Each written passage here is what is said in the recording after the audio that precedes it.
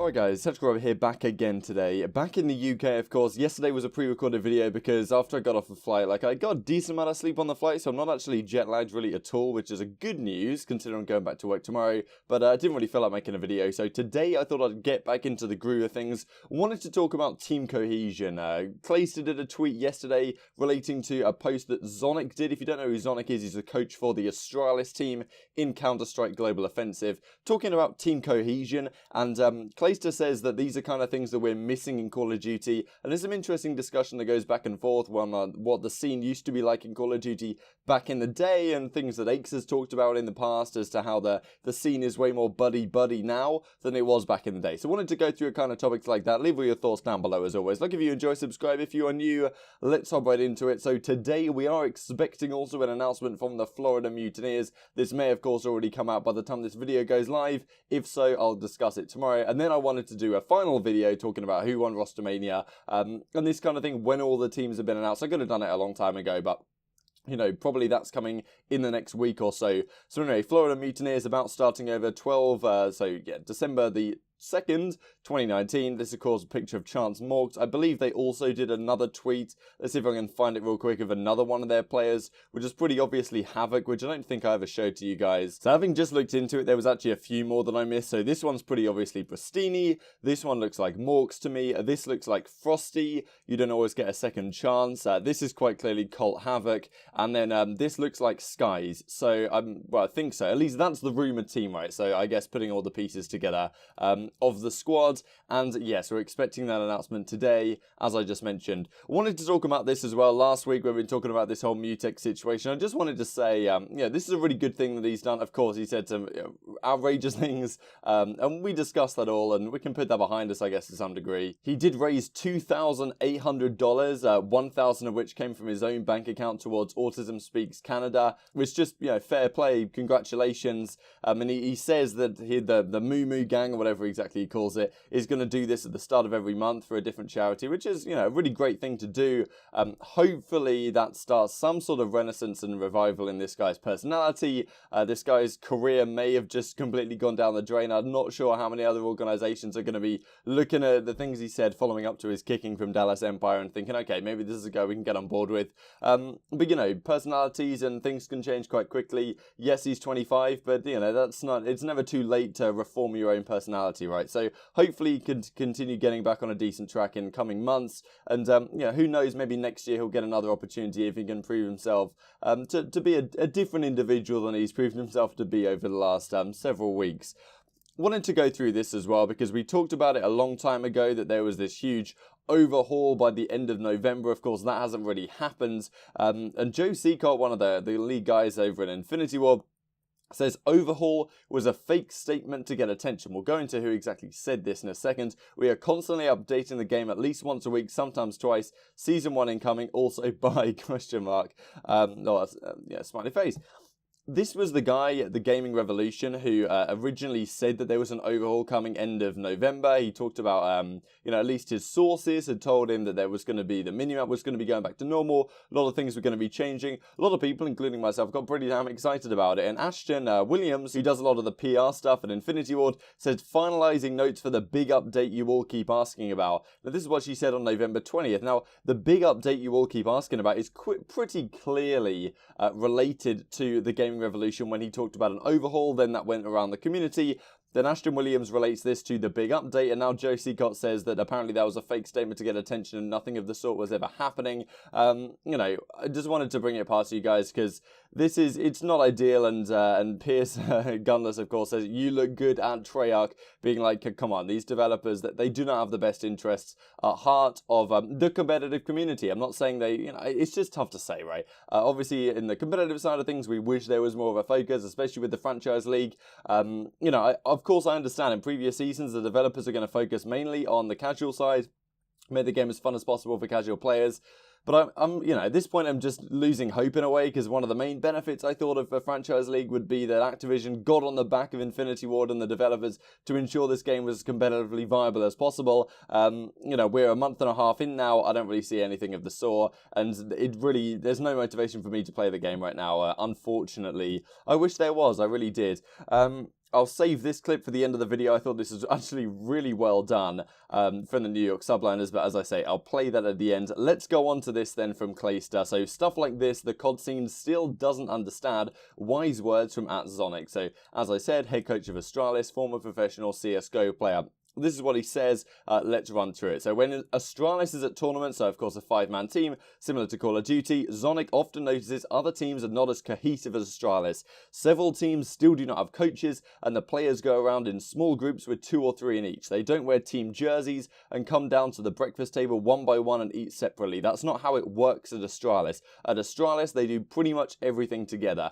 And always in Astralis uniform. They eat breakfast together, they go to the gym together, even the elevator ride up to the rooms, Zonic prefers them to take it alone. The idea is first and foremost that they help to create team spirit and unity, but it also sends an important signal to the other teams. It signals we are better prepared than them. If we also appear outside the game as a clockwork, where all the clicks and clicks, it can make the opponent nervous even before the match. The hope is that they think, damn, they have control over it. If they take that energy into the fight, it won't take much until we get the mental upper hand. We are both scout boys and a military unit, and it works. I've read several interviews with our competitors where even they are impressed and if not even slightly intimidated by the fact that we emerge as such a strong group.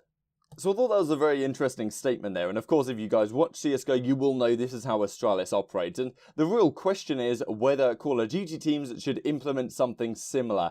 And you know, it's interesting. Astralis right now are clearly the best team in the game. To put it into context in Counter-Strike, they're the best team in Counter-Strike Global Offensive at all time. It's not really disputable. Their dynasty has been going on for well over a year now, since you know, some victories. I think it was ECS Season 5 that they won last year in 2018, and since then they've just been on an absolute tear. They've had a couple of months of, you know, where they weren't the best team in the world, but now they're clearly back to it. They won a tournament just yesterday, you know, beating Team Liquid, the other best team in the world. So don't want to get into that really, but they are clearly the best team in the game. It's undisputed, the best team of all time. So the real question is whether this kind of, this level of cohesion is required to be the best team of all time. A lot of people would look at this and say, okay, you don't have to go that severe. A lot of players have talked about over time how, you know, being in a team house, it's not great because you get on each other's nerves.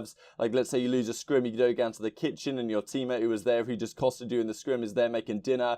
You know, it makes the atmosphere more tense and whatever.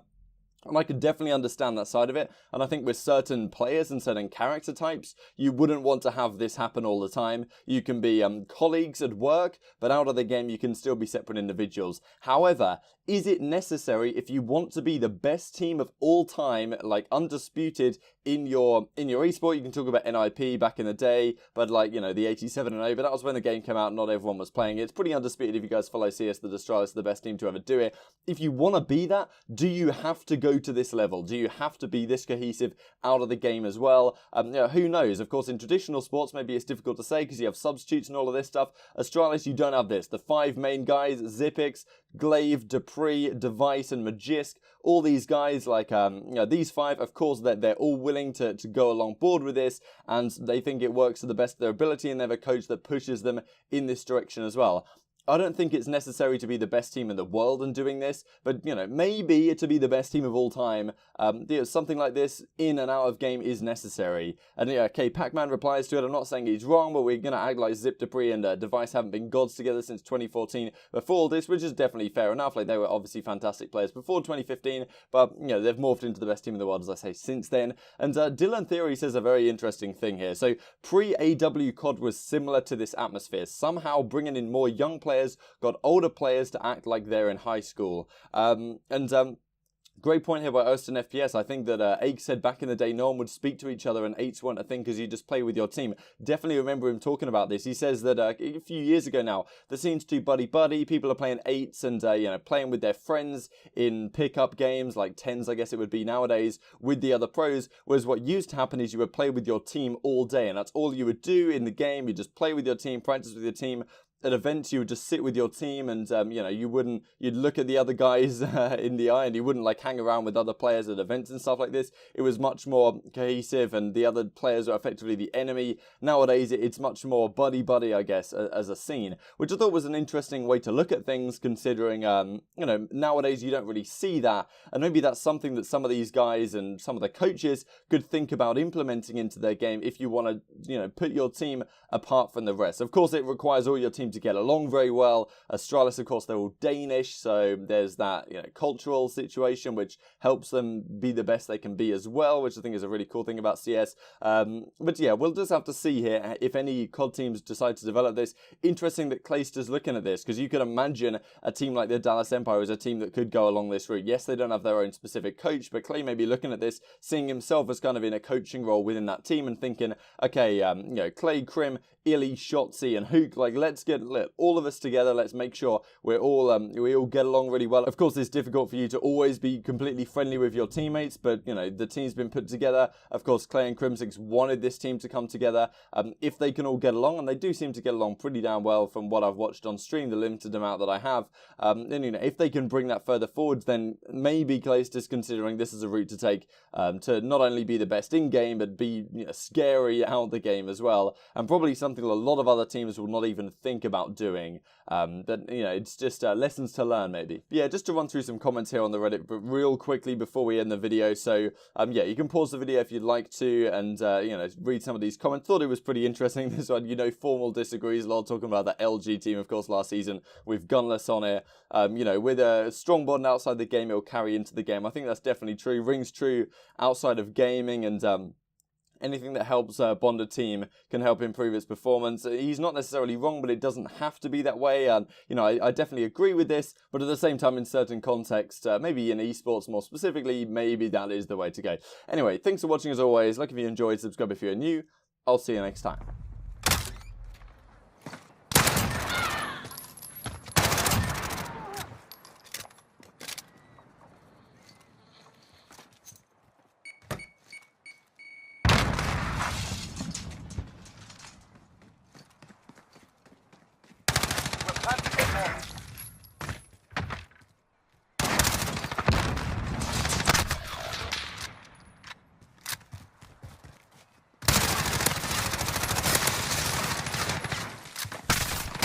A minute.